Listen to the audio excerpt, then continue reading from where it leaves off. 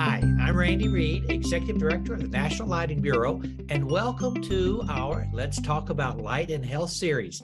Today's session is entitled Not Your Typical Design, Circadian-Effective Lighting. Let's Talk About Light and Health is sponsored by the National Lighting Bureau and Mount Sinai's Light and Health Research Center. And we welcome today's guest, Allison Thayer of Mount Sinai's Light and Health Research Center. Allison, welcome. Thank you, Randy. Tell us a little bit about how you got interested in lighting and why circadian lighting in particular is a special topic to you. Well, I started with a background in architecture, and I ended up taking classes at the LRC, took human factors in lighting, then lighting design and application, and it's hard not to be fascinated with those classes when you take them. So I really got interested in the topic at that point, and I've always had a passion for helping people, being creative, discovering things. So I really got lucky to kind of accidentally find this field that checked all those boxes for me. Sure. Well, can you define for our audience what circadian effective lighting design means? Yeah, so kind of backtracking at first, we learned about circadian rhythms back in the first video in the series back in January with Dr. Figueroa, where we learned that average human circadian rhythms are slightly longer than 24 hours. So you really need those lighting cues that can reset your circadian clock daily to synchronize to the 24-hour day. And those cues consist of bright mornings in the bright light in the mornings to tell your body that it's daytime, it's time to be active. And then you need dim evening and nighttime light that will provide cues to tell you that it's bedtime. So when we get into circadian effective lighting designs, this really encompasses a more 24-hour lighting schedule that accomplishes all of these. And there's really a lot of health benefits from this that are part of a more routine lifestyle, similar to we talked about like diet and exercise. And, unfortunately, you can't just eat one salad to be healthy. So it's kind of the same with light. There's these acute effects that you can get, such as alertness from light, but it takes months and years to really accumulate those long-term positive effects from a circadian effective lighting design. Well, we've been talking about circadian effective lighting design for several years. And would you say that it hasn't really taken off yet? And if you agree with that, why do you think it hasn't taken off? That's a great question. I guess my take on it is terms like circadian, human-centric, healthy lighting. These are a lot of buzzwords that we hear that people are really beginning to talk more about. But I would say that people maybe don't know exactly what those means or what that means. They'll search things on Google for products and kind of pick something that says circadian light, but it's really not that simple. It's really more about the application of it. So where it's placed and then the timing that lighting is on or off. So, if it's a light that's behind you or something that's a bright light, but it's on at night, really won't have the proper impact. So it's really about the application of these lighting. So I guess I haven't seen a lot of examples of actual circadian effective lighting designs and projects that really take all these factors into account, the application of it, where it's placed, where people are sitting. So I think there's still some work to do in that regard, but a lot of that comes from learning and learning how to do these designs as well. When I talk to some designers off the record, why don't you specify circadian effective lighting? And many of them will tell me they're concerned about liability. They're concerned that someone may say that they're creating harm and that they're worried that they're going to get sued. One designer told me, somebody came and said, who do you think you are? You're not a doctor. How can you create this circadian prescription? What's your answer to that? That's a tricky question. But I'd say kind of long answer. When people think of lighting, they typically think, well, it's something that helps me see. And that's what we've created standards on to make sure that there's enough light provided on horizontal surfaces for people to be comfortable, for people to be able to see in different applications, whether that's in an office. Older adults typically need more light. So that's what these standards have really become. And research in the past couple decades have shown that there's more to it than just that. There's different parts of the brain that react to light. And by not providing circadian effective lighting designs, I believe that that could be contributing to the harm. And I would argue too that lighting that we currently have in many applications is harmful. So in places like hospitals or places where there's shift work, you're getting a lot of static lighting conditions where you're still getting that light at night, which has been shown to have some more long-term effects, negative effects on these workers who have been working in these fields for decades and for their whole career. And similar to office work, people who, especially now, taking the seasonal side into account, where you come to work in the morning, it's still pretty dark, and then you leave and it's dark. And if there's no windows in your office, you're really just exposed to this more static lighting condition, typically not bright enough to stimulate your circadian system. And again, that can be more harmful, especially long term. So I think the difference between what our current lighting and future lighting designs could be is that current lighting standards they're not really making claims, right? They have these horizontal requirements for visibility, but they're not really being held accountable for anything or any liabilities to it. So I think we really need to convince clients that having circadian effective light is beneficial and kind of part of a healthy lifestyle if it's applied correctly. And this is hard to see, right?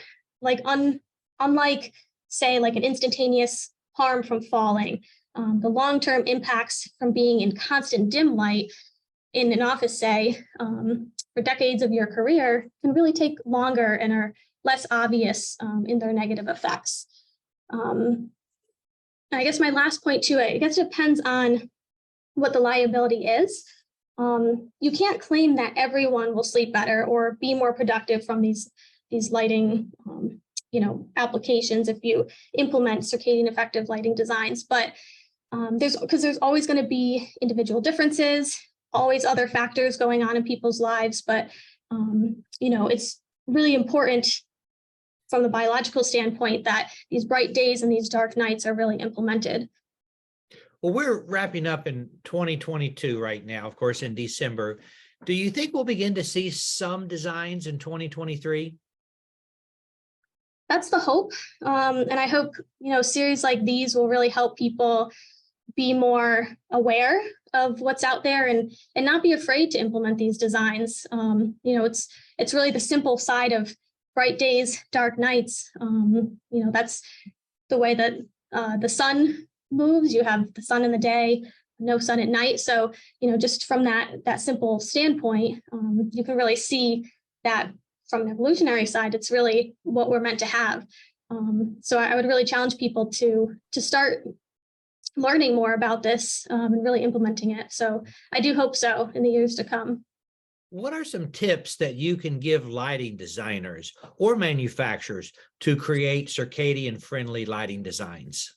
Well, like any design project, you need to establish goals. So mainly, I'd say projects' goals typically consist of reaching your horizontal standards, meeting energy codes, and then, of course, sticking to a budget. But I'd say start adding lighting design to achieve bright days and dark nights to your goal list. And there's some main components that you can think about when doing this. So don't just think about your horizontal illuminance, but think about light at the eye as well. And don't just think about CCT, think about SPD as well. Try to get that from manufacturers and really put that into your design to be able to calculate what effect you're getting. And then there's also the timing, of course. So you want bright light for at least 2 hours in the morning time. And again, for how long? So you want it for about that long as well. There's a couple metrics. So we use circadian stimulus, or CS, because that takes the whole retina into account. But you don't have to just use this. There's other metrics, and really the key is the illuminance at the eye and creating more of that contrast between what is a bright day for someone and then their dark night. Another point would be collaborating with designers and manufacturers to create these circadian effective designs is really application based. So lighting needs to be designed in a space to determine whether it meets its goal. So if you have an office space that has short ceilings versus tall ceilings, or dark purple walls versus white walls, even with the same fixtures, you're going to get a different amount of light that reaches the eye in that design. So it's really taking into account what space you're in, not just the fixture you have. So trying to work with the architecture, work with the geometry of the lights and their distributions, where you place them. That's the fun part of design, right? Is being able to take these challenges and be able to apply them. And then lastly, I think specifying lighting, specifically say if you can have, after you do your calculations and meet your goals, make sure you put in things like lumen output or even SPD and show the calculations that you've done to say, I've reached these targets to create this daytime circadian effective value, and the lighting can dim so we can have dimmer evenings so that it's not value engineered out. So writing tight performance specs really applies here too, where it's really hard to substitute these designs, because I think that's what we see a lot is you specify the lighting, but a lot of times it gets cut out of the budget and right. replaced with something that's not really as effective.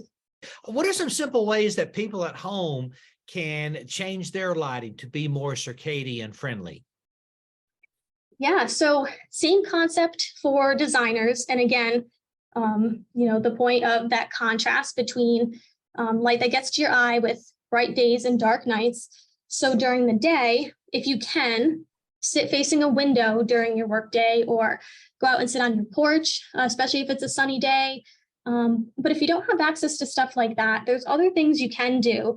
You could make or buy something that will enhance the amount of light at your eye. So something you can place, next to your computer or wherever you're sitting for most of the day. So I got a little creative when the pandemic happened, when we started working from home. I found that because I didn't have my desk light anymore that I had at work, it would be mid-morning and I would just get so tired, and it was so hard to keep working because I was just, really tired. And I was like, well, I know that when I had this light, it really helped me be more alert during the day. So I started to try to come up with ideas of something I could make and do at home. So that's where the paper sun idea came from. Yeah. So we ended up coming up with this design basically where you had a socket that sat on the table that had a light bulb being able to screw into it. And then we needed some type of diffuser around it so that the bright bulb wasn't so glary to look at. So there was a couple different ideas that we went with. We started with, I had a lot of disinfecting wipe containers. So I tried putting that on top at first, but that diffused the light a bit too much. And what we landed on was just taking computer paper, wrapping it around, the base of that socket. And, that diffused the light really nicely so that, it wasn't glary to look at that bulb, but it still wasn't giving enough of that bright light. So that's why in the design, and we can link to the video we had made showing how you can make your own, there's a little U cut out in it so that it's still blocking the light bulb. So you're not getting a direct view of it, but you're getting the light that's bouncing off the back of it and bouncing into your eye. So that we found gives you enough light to be circadian effective. So that's what I use. Something you can get simple bulb. You could also get a color changing one, put it to blue. That's one of my favorites. So that's something you can do during the day. And then at night, you again want to make sure that you have dim lights. So avoid getting a lot of bright light shining in your eyes, starting about 2 hours before bedtime. And there's apps out there. You have smart lighting in your homes. You can dim it. But personally, I use holiday lights, not just this time of year, but all year round. It really creates a nice ambiance. You can still see enough, but it really creates a nice calm environment. Gets me tired and ready for bed. So that's one way. Color or white lights? You could honestly use either. I prefer kind of that warm white light because it's more just kind of like, candlelight. It's calming to me, but you should be able to use whatever you'd like. Both are dim enough. Right. Okay. Well, Allison, this has been great. Any closing comments for our audience? I'd say, reach out to us. Let us know, designers, manufacturers, architects, medical professionals, even concerned caregivers. What do you need to make these changes? I imagine that all of our listeners here are convinced of the importance of all these concepts, but what is it that you need to get your clients, your decision makers on board with these circadian effective lighting solutions, so that they're not value engineered out of projects? I'll turn the tables for this one, where I'll ask the audience, more of their takes. Like, what do you need from us to be able to implement these sorts of designs? So I'd be really interested in hearing from people. Okay, well, that's exactly where we are. So we will now open the floor to questions and comments. And to Allison's point, what do you need from the Light and Health Research Center? So let's do that right now. First of all, we've got one question, and this is anonymous attendee, and it says, is blue light harmful? That's a question we get a lot, and I think that's why some people are kind of scared of blue light, because you hear that blue light hazard a lot. So it takes, one of our experts here, John Bolo, actually knows a lot more about this blue light hazard. But it takes a lot of that blue light to really be hazardous. The amount that we use in our designs is not. And if you think about too, blue light from the sky when you're outside, that's not harmful in that effect. So for our circadian effective designs, blue light is okay. Okay, very good. Mark Ray, you have a question, and we are unmuting your phone. Andy, I thought you asked a really good question about liability. As Allison alluded to, we do get that question, but I think we're putting lighting on par with diet and exercise. So a rhetorical question, isn't somebody selling circadian effective lighting just like someone selling a treadmill for exercise, or a restaurant offering Mediterranean inspired meals? They're both healthy claims, right? So I don't understand why people would think somehow circadian effective lighting might be different than a treadmill or a Mediterranean diet. What's your opinion, Randy? Well, I think it's a great point, Mark, and I'm taking some notes, and I'm going to use that next time people ask me that question, because you're right. It is kind of the same thing. Is a treadmill healthy? I guess you can get sued for anything. So I think your point is very well taken. Well, I think if I could elaborate just a little bit on that, I think that, there's circadian disruption has been linked to things like breast cancer. I don't think anybody is claiming that lighting can cure breast cancer or Alzheimer's disease, but we certainly can provide comfort, better sleep, less depression, with proper lighting. So I think the same thing could be said about diet and exercise too. It's, some of the people that run the marathon still drop dead of a heart attack, and that's still possible, but I don't see the liability associated with it. In fact, we've made this point many times, and Allison made it in her talk, that it seems to me more likely you could sue for negligence rather than doing harm. Yeah, that's a great point. Negligence for not doing it. Okay, we have one from an anonymous attendee. Which populations do you think would benefit the most from circadian lighting? Allison? Ooh, that's a very good one. I think a lot of the stuff that we're doing is with older adults. You find that they spend a lot of time indoors in these really dark conditions.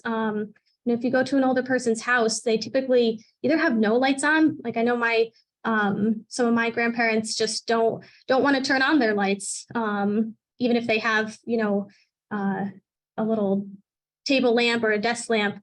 You really don't turn it on a lot, so they're stuck with these super dark days, and you can get very confused with that, and that's what we've seen. So I think especially older adult populations are people that spend a lot of time indoors, especially if you don't have a lot of windows. So I think this population's, and we've shown that for Alzheimer's disease, we've done a lot of lighting applications for that and shown really positive effects with that, where you give simply, brighter days where we turn on more lights, we put lights in front of them while they're sitting and watching TV or doing, any other task. And that's made them, in a lot of cases, be more alert during the day, and then sleep better at night. So they're ready to sleep at the right time. They can get more consolidated sleep. And that, when you get a good night's sleep, you feel better, and then you kind of accumulate those effects over time. So definitely say it's great for everybody, but I think we'd see more of an effect for people who don't really get outside a lot, for those types of populations. Okay, next we have up, what are the perceived barriers to using local lighting in commercial spaces? So local lighting, as in, we talked about like those desktop lights, some of the barriers with that. I guess maybe could be cost, maybe in some cases, where you could spend, money to be able to design these. I think, I guess the barrier with that is they're not being designed. And we tried to show things like that, the paper sun that I had mentioned, where you can really create pretty cheaply, where you're buying a bulb. Doesn't even have to be a smart bulb, just something that has at least 1,000 or so lumens coming out of the bulb, and putting it in the socket, and then just using simple paper. So something that you can buy between $20 and $30 to do for yourself, but there might be cost. And I think again, that barrier of not having them really being designed a lot. You can't really go and buy a product. So I think that would be what we're lacking right now. Sure. Okay, here's another question. How important is color changing for circadian lighting design? Yeah, I think we hear this question a good amount, where people say you need tunable to be circadian effective. And, if you just put a color tuning application in your design, then you can call it circadian effective. So that's not, you still need to do measurements, make sure you're getting enough light at the eye during the day, and being able to dim it as well. So it's not just spectrum. There's definitely could be psychological effects, because that's how, the sun goes from kind of a cooler white light in the afternoon to more of during a sunset, it's that warmer light. So it definitely could have psychological effects that we really haven't looked at too closely. But in terms of how circadian effective it is, you can use tunable for sure. But a lot of those cases, it is more expensive. So then that's where you see it getting value engineered out. So it can simply be done with the static CCT color, and just being able to dim it throughout the day, or move it where there's less light in your eye, as you go throughout the day. So you have more bright light there during the day, and then you kind of move towards more just lighting on the horizontal plane, or things that you need to see at night. Thank you. George Boston has a question. Can you unmute George's phone? Happy holidays, everyone. I love your little device, Allison. It's adorable, just like you. And I'm wondering how many foot candles are delivered to your retina. That looks like the proximity is like 18 inches from your face, something like that. I'd like to know a little bit more about it. Yeah, so it really depends. I think the one photo we showed, it was white light, and that was a 750 lumen bulb. So with that, you're getting, about 500 or 600 lux at the eye, depending on your source and things like that. And of course, the distance too. The closer you bring it, the brighter it will be. But for that design and the measurements that we took, that was about how much it was. And at least for me, it's not, it seems like a lot of light at the eye, right? But when it's at that certain distance and it's more diffused too, so it's not just, you're staring at the super bright bulb, it's really diffused with the paper there and kind of the diffuser, so it, at least to me, is not super glary and uncomfortable, and knowing the effects that it can have for me, that it does, it does make me more alert. I'm more ready, I guess, to say that it's, not uncomfortable. And then we also use blue light as well. So, when you're using just the blue channel for the light, you're obviously not getting as much output. So usually with that, we get around say 30 or 40 lux of blue light, which gives you the same effect as that white light in terms of a circadian stimulus. So, just kind of depends. And some people like that better because it is less bright, but you're still kind of getting that effect. So, but thank you so much for your comments, George. You're welcome. And that's what I anticipated. So that I'm glad that my curiosity has been satisfied. Thank you.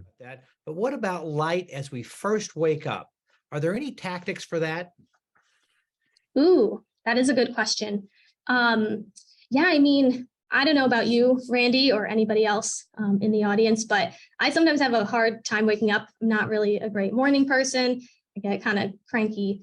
And I also use blackout curtains just because we get a lot of light, like from street lights. So it's really dark in the morning, especially this time of year. The sun doesn't rise till after 7. So it's really dark in the morning.